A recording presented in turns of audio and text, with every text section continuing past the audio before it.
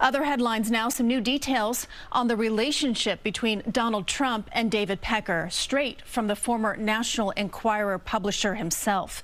CBS 2's Alice Gaynor has the latest from the courtroom as the former president's criminal trial continues in Lower Manhattan. Former President Trump gave a half a smile to David Pecker when he was asked to point and identify Trump in the room.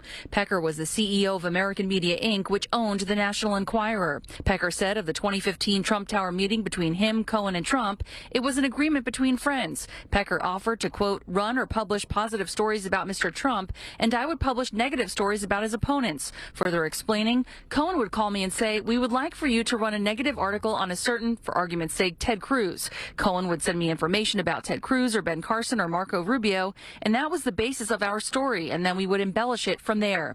Pecker also went into more detail about catch and kill, describing how he paid a Trump Tower doorman $30,000 for a story he was shopping around, claiming Trump fathered an illegitimate child with a maid. Pecker says they looked into it and found it to be untrue, but told prosecutors he still paid anyway because it would have been very embarrassing for the campaign.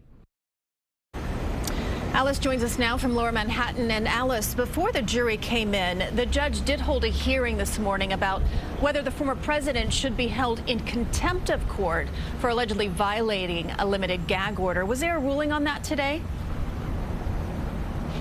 No, the judge did not issue a ruling yet. He heard from both sides on the issue. Prosecutors want the former president fined the maximum $1,000 for each of the 10 posts they brought up today that they say were problematic and in violation of this order. They also want him to remove those posts. The defense countered, well, he's merely responding to political attacks against him and reposting articles, which they argue is not a violation of that limited gag order.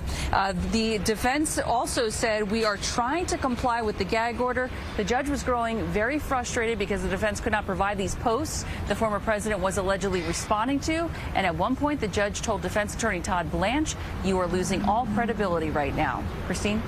Alice Gaynor in Lower Manhattan. Alice, thank you.